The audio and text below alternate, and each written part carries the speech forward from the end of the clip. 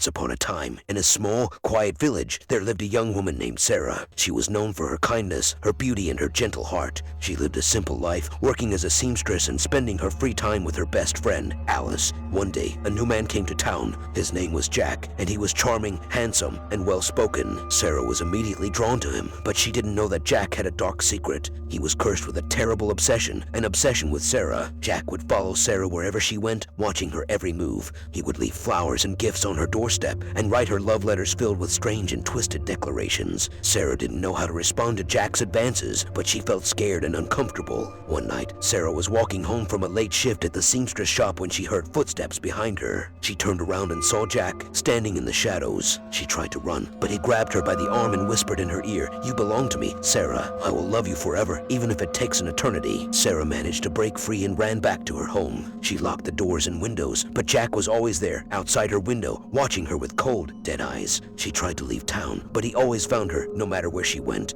Years went by, and Sarah grew more and more afraid. She stopped leaving her home, and Alice became her only source of comfort. But one day, Alice disappeared, and Sarah was left alone with Jack's haunting presence. Sarah knew that Jack had taken Alice, and she decided to confront him. She walked to the abandoned mansion on the outskirts of town, where Jack lived, and entered the dark, creepy halls. She found Jack sitting in a chair, staring at her with an empty expression. He stood up, and Sarah could see the madness in his eyes. He grabbed her by the arm, and she felt a sharp pain in her chest. Jack had stabbed her, and as she lay dying, she realized that Jack was never going to stop loving her, even in death. Outro. And so, Sarah's tale of unrequited love turned into a horror story that will haunt you forever. Remember, you can never escape love, not even in death. Sleep tight, and until next time, sweet dreams.